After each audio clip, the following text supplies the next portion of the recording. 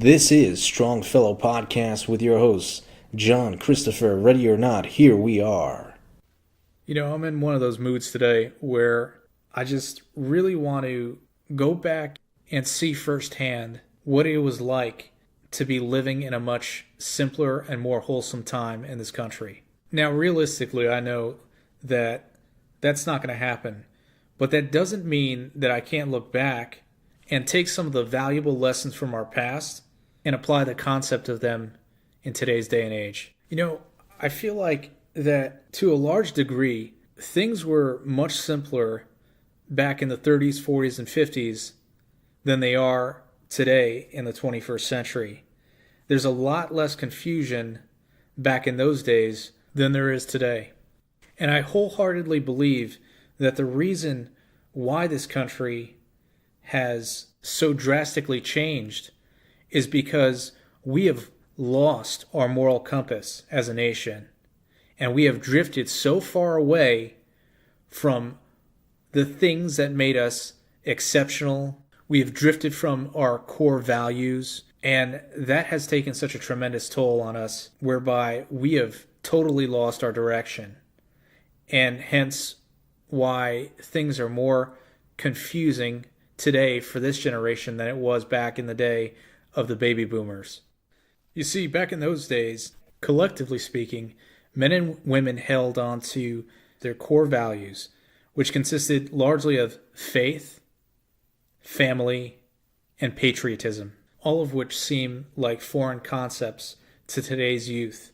And it's a tragedy because there is such a stark contrast between the way men and women lived back in those days as opposed to today, and the results of the lifestyles that have been lived and are being lived now represent two different cultures that are diametrically opposed to one another as it pertains to a moral, civil, and even spiritual level. Notions like faith, family, and patriotism have readily been attacked and frowned upon in today's era as if it were something to be ashamed of. And I think that's because, in a large part, our institutions, our public institutions, have failed us in communicating the valuable lessons of the past and conveying them to this generation, completely misinterpreting and misrepresenting those valuable notions. And quite frankly, we've been brainwashed into thinking by the media, by those in authority over us, wrong ideals to have in this day and age. And that's simply just not the case. Those notions, those aforementioned notions, are part of the fabric of what made our society so great in the first place. And to totally discount them is doing a disservice to this generation and ultimately doing great harm to our country, to our people. And when we let other people do the thinking for us because we've become too lazy, complacent, and comfortable to think for ourselves, that's when we get into very dangerous territory. That's where we can be more easily manipulated and misled by the wrong sort of mentality and the wrong ideas. I wonder if people were so easily deceived and misled back in the 30s, 40s, and 50s as I feel like they are misled in today's era. Collectively speaking, I don't think that that was the case back then for them, for the baby boomer generation, because they held on to their faith. They had their moral compass intact because of their faith.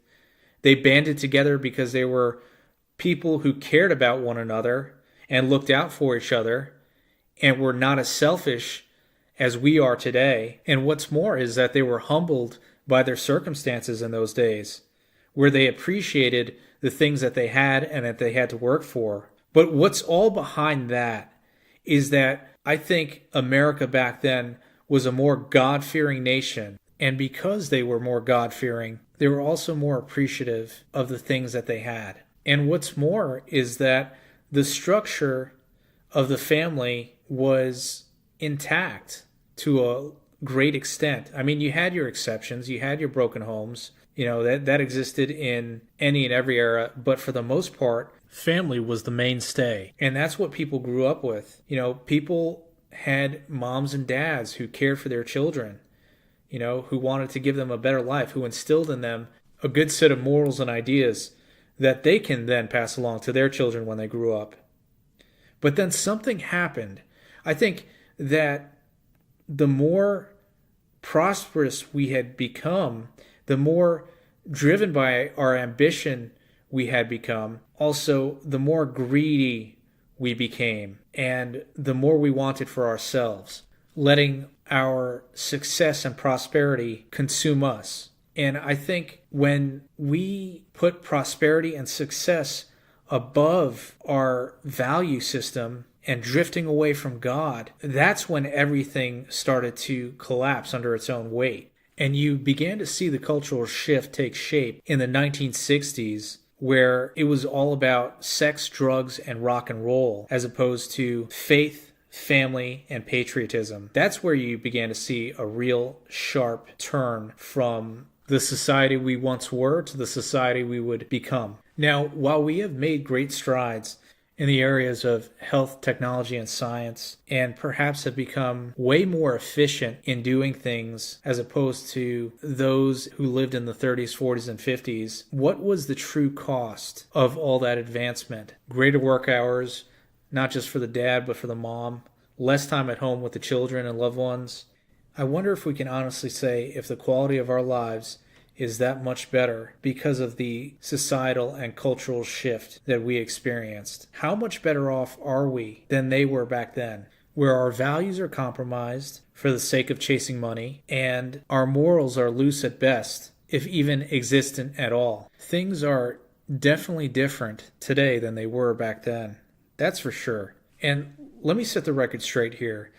I'm not trying to advocate against the advancements we made that are positive in the areas of health, science, and technology. I think that is a wonderful thing that has happened, and with the progression of time, our ingenuity has served us well as a people and as a nation. But I'm more inclined to reflect on what we've lost, because by not staying true to who we are, our identity as a nation, a God-fearing people who had integrity, honor, that is infinitely more important than the things we can come up with in our head in terms of advancements or creature comforts. And I fear that we have largely lost, if not almost entirely, the better angels of our nature, so to speak, as Lincoln would have put it, and replaced them with ambitions that are entirely materialistic in nature. And we've become a people who are willing to sacrifice anything to fulfill those ambitions while not taking the time to count the cost. And listen to this. I'm all for making money and being successful, but what I'm not for is letting that consume me or falling in love with the idea and the prospect of being prosperous. Don't ever get into that trap, because that's something that will consume you entirely and cause you to become obsessed with that sentiment. And you ultimately alienate yourself from the things that truly matter in this life. And it stands to reason that I think people understood that better than they do today, which is one of the reasons why I think millennials can't even hold a candle to the baby boomer generation. Another thing I do appreciate about the 30s, 40s, and 50s, most specifically the 50s, were the way that things were built back then. In particular, the late 1950s produced a wonderful series of cars, from the Corvette to the Chevy. In particular, the Chevy Bel Air Sport was something that caught my eye in recent photos that I was looking at. The 1957 Chevy was a car that was built to last. The 2- and 4-door sedans were equipped with V8 engines, constructed with a hard top, known for its cherry red color, and was one of the most sought-after cars by collectors today because there is such an appreciation for the quality of that vehicle. Now, from 1955 to 57, the V8 engine of the Chevy was the first one available since 1918. And what's more is that this particular car became such a classic showroom draw, as well as a competitor in the motor racing arena. What could really be said about this car is that there is nothing quite like it, and that they sure don't make them like they used to. But those are just some things I can appreciate about the craftsmanship and the work that was put into building such quality vehicles back in those days. The other thing I can appreciate too is the sense of style that translated into beautiful American artwork. I'm talking in particular about Edward Hopper. He was a well-known artist who really was an expert in capturing the day-to-day life of middle America, whether it was in the city or rural areas. Perhaps the most famous piece of artwork that he's known for is a piece known as Nighthawks.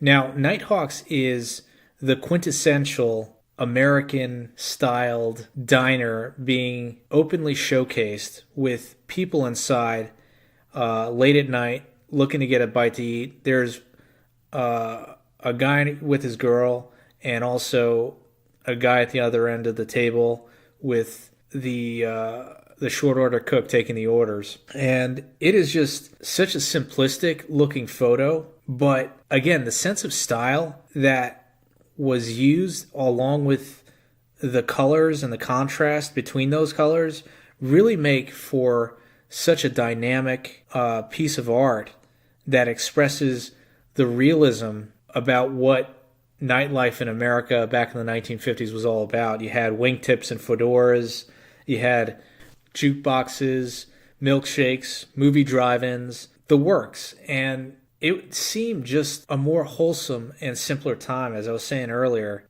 That photo captured it beautifully, and something to be appreciated, for sure. But the thing is that society sure has changed from those days to what we see today. I remember when is the starting phrase for nearly every baby boomer in America when recalling a period in their life when good times seemed to last forever, the milkshakes flowed freely, and the movie drive-ins were evenly paved. It was such an incredible time for those who lived it, but at the same time, it was also a time which was more closely held together by an honorable set of ideals, which they followed, respected, and revered.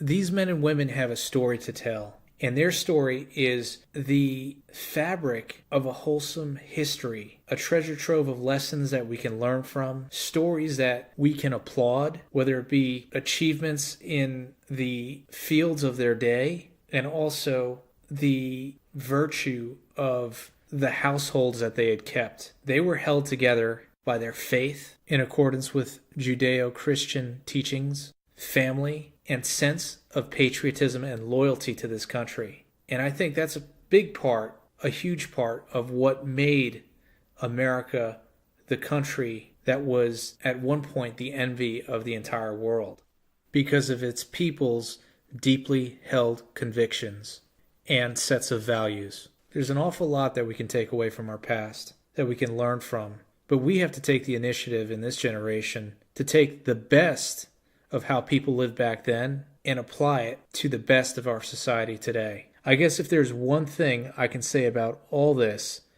is that we shouldn't be too quick to dismiss our past because we might just learn something valuable from it. Now, while we can't go back in time, we can at the very least appreciate the nostalgic aspects of it and to reincorporate the best part of those values back into our lives and society.